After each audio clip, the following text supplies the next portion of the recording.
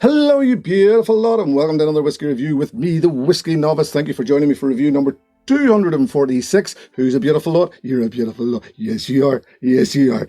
And it's the turn. It's the turn. This is the end of a series of, anybody who hasn't been watching, Baker's Dozen, I call it. Baker's Dozen, 13 12-year-old Scottish single malts. This is the fourth time I've done a season like this. So that's 52. This will be the 52th review of 12-year-old Scottish single malts. And in 5 years, it's the first turn of Macallan. Yes, I hear you cry. The first turn of Macallan, I hear no one cry, I would imagine. Look, right, let's get this out here now. Macallan. Okay, let's do the facts. Speyside, Edrington Group. This one, the 12-year-old Sherry Oak Cask, using the finest Sherry Oak Casks from Jerez, which is where all the sherry in the world's made. So I mean, yeah. Anyway, marketing blurb. I'm just getting the knives in there. This review, I will tell you now, there may be some swearing. I do have a bit of a beef about Macallan, but we will get there. We will get there. Chill filtered, 40%, no colour added, natural colour. There you go. So look, Macallan 12-year-old Sherry Oak Cask. Let's get a review done. Let's review this whiskey and see what it's like, shall we? It is a fairly rich, round, but with some of those sharper. I talk about, and I'm actually harking back to other whiskies. A soy sauce note that I get off some sherry casks, like soy sauce or even Worcester sauce. It's a sharpness, it's a slight vinegariness. I like it. I that's me. I'm getting that out there and saying I do not dislike that note. And it's actually in some better, what I would consider better sherry cask whiskies, that I get that note. So it is actually here. And it's no bad thing. It generally isn't. It works well on it. This is actually full-bodied. It's full-bodied, if a little lacking. It feels a little lacking. The richness of the dried fruit is definitely there. But I think it's that lack of strength, bottled at 40%, that's bringing it back. That's where it's lacking. It just feels a little thin on the nose. And a little powdery, sugared sweet at times. Yeah. But, you know, all in all, not a bad start.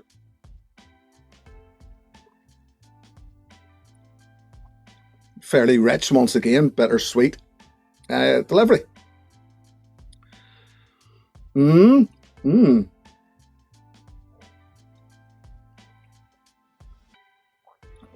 thin on the palate. Although it's fairly round, it's fairly well balanced. There's still plenty of flavour. It is just a little thin. Typical sherry cask dried fruit notes. It is clean enough. However, it runs off into a very sort of short, slightly hot, actually, finish with not an awful lot to write home about there.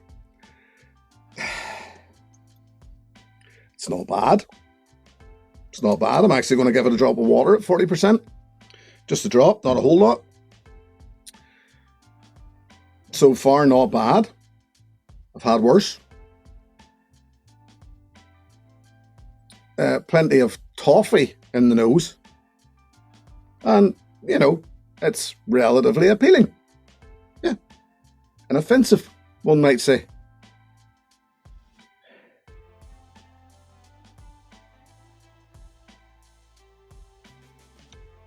Palate doesn't change an awful lot. If it was thin before, it's thinner now. Still rich. It is actually surprisingly rich on the palate. And an awful lot of that richness does hang about in the back of the palate, but then it just disappears very quickly. The heat dissipates, fair enough, but it's just all a little thin on the mouthfeel. And as I said, I think just because of that thinness, even the fact that it's bottled at 40%, even any richness does tend to dissipate quite quickly. All in all, not bad. I've had worse, but I've also had better. Now, this is where it starts to go a bit wrong, okay? For me, the Edrington Group, is Macallan wrong in what they do? Not technically, in my opinion. There's not an awful lot of money. So here's the thing. This was, all bar the shouting, £80 for this bottle. Still not quite over it. And the reason it saddens me that this was £80 is it's not in any way, shape or form worth it. Not in any way worth it.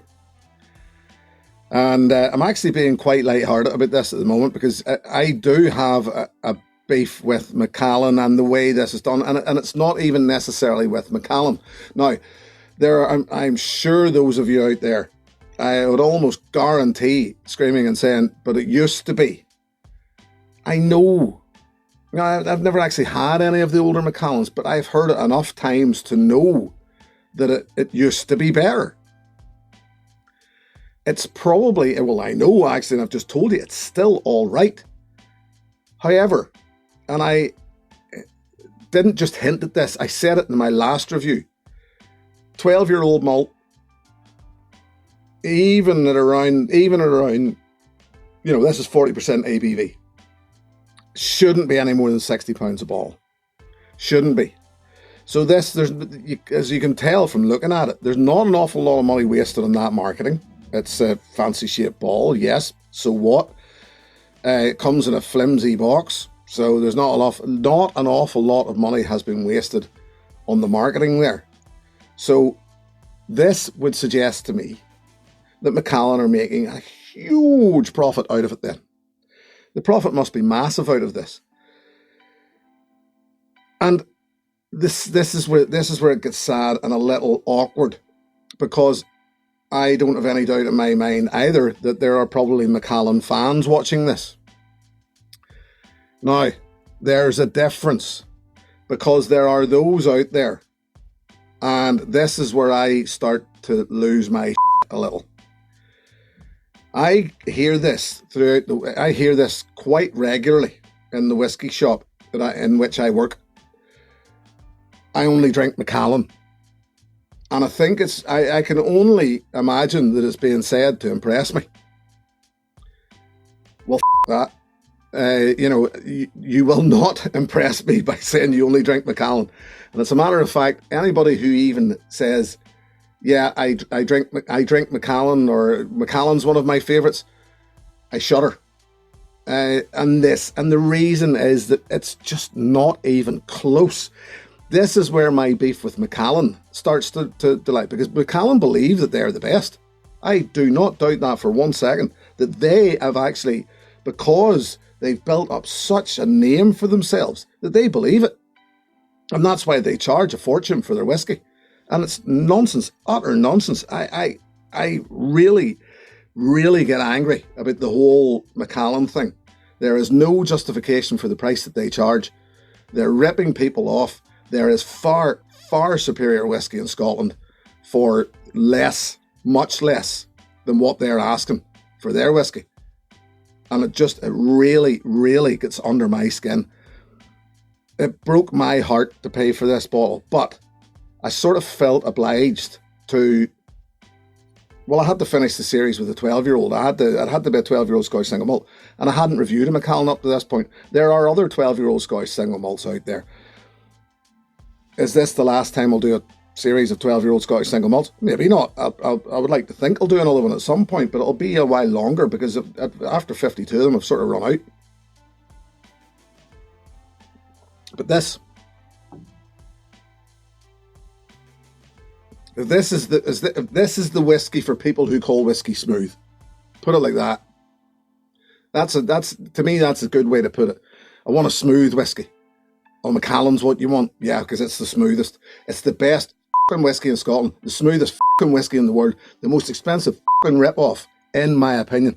Excuse my language. I know I've been censoring this all over the place. I really, really, really get aggravated by these people. I'm away to calm down.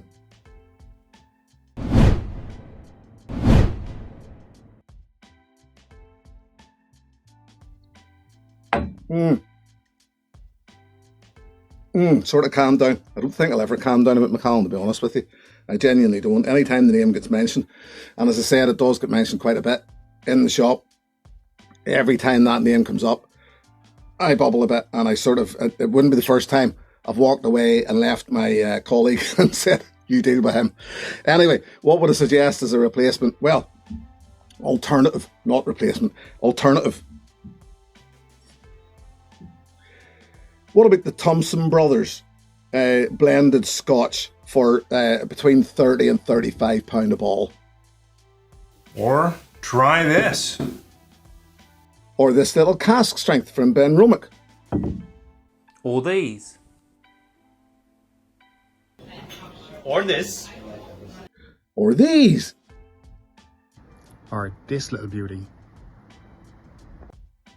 Or this. Or any of these. Or this. Or this. So yes, one or two alternatives there. And thank you very much to my guests for offering their suggestions. Every one of them. Anybody I approached and said, offer me something that you would think is better than Macallan 12-year-old. And they said, where could I shorten that down to? Some incredible whiskies offered up to you there. You know, and every one of them less expensive is the word I was looking for, expensive, than the Macallan 12-year-old Sherry Oak Cask. And every one of them, I would suggest, far superior to this whiskey. Far superior. Is this bad whiskey, the Macallan 12-year-old Sherry Oak Cask? No. Is it good whiskey? It's average whiskey. For £80 a bottle, I would expect almost excellence from a 12-year-old. And I have no doubt in my mind that there are those out there who think this is excellent. It's the best whiskey in the world, you know. It's smooth. And I might come across as a bit cheeky there. And to be honest with you, I don't give a there. Heart firmly on sleeve in this episode. I'm just going to say it, come at me. I mean, at the end of the day, I know there are fans out there of Macallan. I don't get it. If you only drink Macallan, you have never tasted good whiskey. There. Thank you very much for joining me. Thank you very, very much to my patrons. Should anybody wish to join that group, the details are in the video description below. I can't thank them enough for their support. I'll be back next time with something completely different. Not a 12-year-old Scotch single malt, because that's the end of this series. And I know what it is, and it is completely different. Until then, thank you very much for joining me. And here's to your good health. Cheers. Hey, thanks for watching my video. Please click and subscribe to be notified of further content.